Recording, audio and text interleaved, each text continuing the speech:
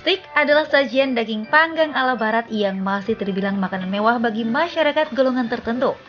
Saat berada di restoran steak, biasanya kita akan ditawarkan beberapa tipe daging, saus, dan hidangan pendamping yang bermacam-macam. Bagian daging paling familiar biasanya adalah tibon, ribeye, sirloin, tenderloin, dan wagyu. Meski sama-sama daging sapi, namun baik rasa dan tekstur daging itu cukup berbeda.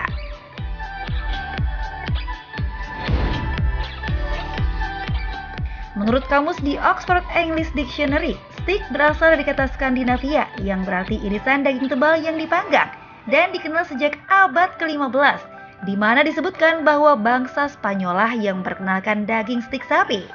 Meski industri peternakan sapi sempat lenyap di abad ke-16 akibat musim dingin, namun setelah Perang Dunia Kedua, daging sapi menjadi simbol kemakmuran bangsa Amerika hingga saat ini.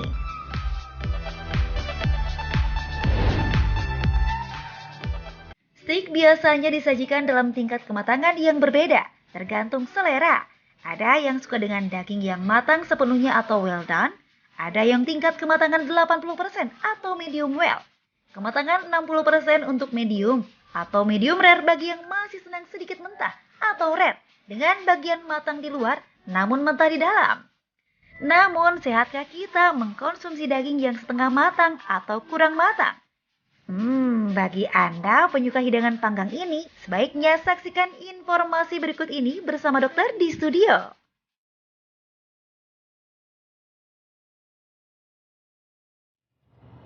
Pemirsa, kembali lagi di Hidup Sehat. Aduh, kalau ngelihat daging-daging tuh kayaknya udah pingin banget makan steak nih. Di sini bersama Intan Somadina dan Dokter Haikal. Betul, Intan. Kalau Intan suka steaknya dengan tingkat kematangannya seperti apa, Intan? Kalau aku suka well done. Kalau Dokter Haikal?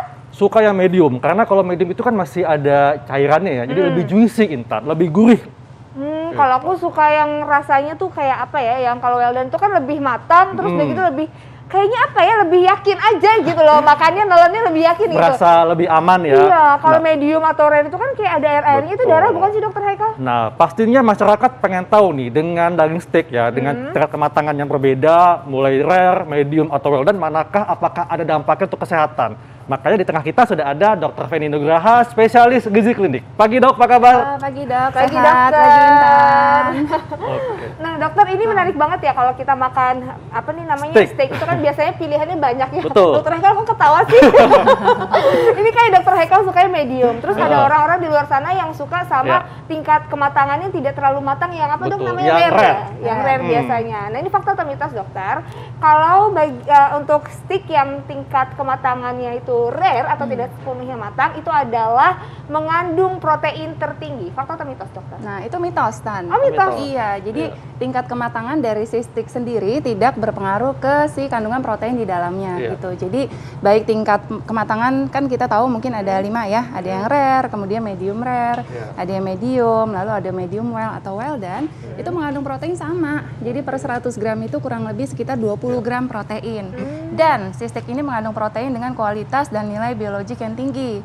Artinya kemudahan untuk dicerna, diserap, digunakan oleh tubuh, itu lebih baik, dan juga mengandung asam amino esensial yang lengkap gitu. Oke, jadi ini mitos dok ya? Mitos, ya. Dok, kalau misalnya kita mengkonsumsi daging steak yang kematangannya itu apa rare ya, atau masih tidak matang sepenuhnya, itu ada cairan dok. Nah, apa cairan ini katanya darah? Fakta atau mitos dok?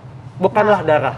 Bukanlah darah. Iya. Iya, ini fakta. Bukan darah. Iya. Oh bukan darah dokter? Bukan darah. Jadi kadang kalau kita konsumsi steak misalnya medium rare gitu ya, kadang kalau kita potong suka ada air-air warnanya Cairannya merah, gitu. cairan. Nah itu bukan darah. Jadi itu adalah mioglobin. Nah mioglobin ini adalah protein yang terdapat dalam daging, di mana fungsi dari mioglobin ini adalah untuk mengikat oksigen, kemudian mentransfer si oksigen ke jaringan-jaringan otot gitu pada hewan. Nah jadi kalau kita masak si daging, biasanya si mioglobin ini akan berubah warnanya jadi coklat gitu. Makanya kalau yang belum matang kan merah-merah tuh warnanya. Semakin merah ya kandungan mioglobinnya semakin banyak. Oh gitu, tapi kalau untuk tingkat proteinnya berarti tetap sama aja? Sama aja, ya dokter ya. ya? Oh, nah tapi itu kan dok lebih lembek gitu kan, lebih juicy-juicy gitu kan, kalau istilahnya kalau dimakan tuh. Nah terus ini ada fakta dan mitos berikutnya. daging yang belum matang sepenuhnya ini memiliki kadar air yang lebih banyak. Ini fakta atau mitos dokter? Tapi jangan dijawab dulu. Nanti kita temukan jawabannya pemirsa sesaat lagi, tetap di Hidup Sehat. Nah pemirsa, daging sapi adalah daging yang paling banyak digemari masyarakat, terutama diolah menjadi daging steak.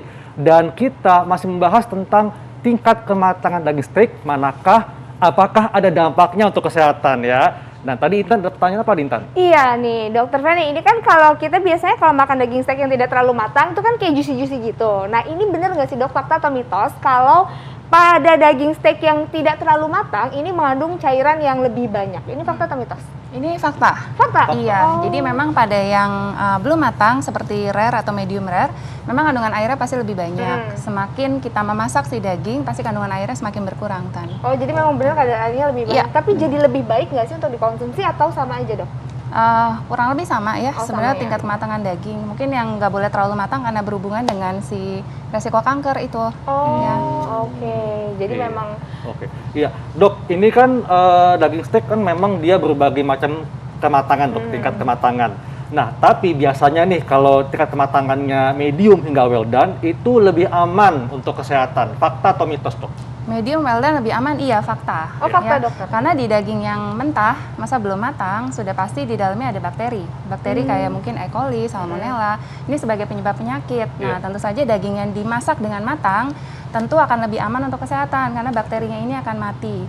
Nah, jadi saya pernah baca menurut USDA, jadi Departemen Pertanian di Amerika, memang batas aman suhu untuk mengolah si daging yang aman untuk dikonsumsi, itu minimal tuh di suhu 62,8 derajat Celcius. Oke. Gitu. Jadi mungkin ini sama dengan mengolahnya seperti medium ke atas mungkin ya, itu aman. Dimana bakterinya kalau kurang dari suhu itu memang belum mati gitu.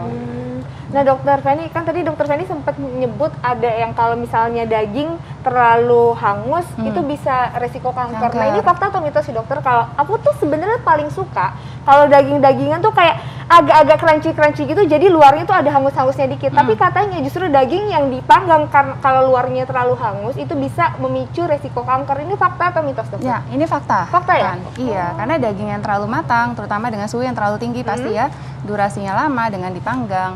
Nah, ini menyebabkan terbentuknya zat karsinogenik. Nah, si zatnya namanya amin heterosiklik atau kita kenal dengan HCA, di mana terbentuk pada daging yang gosong-gosong tuh yang hitam, sama terbentuk polisiklik aromatik hidrokarbon atau kita kenal dengan PAH. Nah, ini terbentuk ketika kita memanggang, itu kan asap keluar tuh.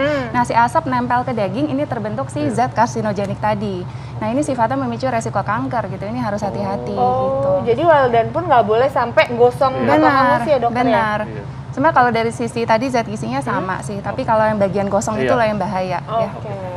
Tetapi dok, ini kan katanya dok ya, untuk supaya bisa terhindar dari kanker, maka daging steak itu dibumbui dengan rempah-rempah, jus jeruk, dan cuka, supaya bisa menghambat zat karsinogenik. Ini fakta atau mitos? Ini fakta. Fakta ya, dokter? Iya, jadi dengan membumbui atau memarinasi ya si daging dengan bumbu rempah-rempah tadi, memang sebagai penghalang antara makanan dengan si zat karsinogenik, sehingga bisa menghambat pembentukan dari tadi si HAC tadi, amin heterosiklik gitu. Jadi memang lebih aman daripada langsung dipanggang langsung tanpa memarinasi gitu. Oh gitu, jadi harus dimarinasi dulu. Nah dok, si karsinogenik ini bisa dihilangin nggak sih dok? Misalnya kayak abis makan yang mengandung karsinogenik, terus kita makan misalnya kayak buah atau timun atau ada nggak sih dokter yang makanan penangkalnya gitu? Sebenarnya kalau misalnya sudah terlanjur dimakan sih tidak ya, Oh, gitu. nggak ada ya? Tapi memang kalau makanan-makanan yang mengandung tinggi akan antioksidan, salah satunya sayur-sayuran dan buah-buahan.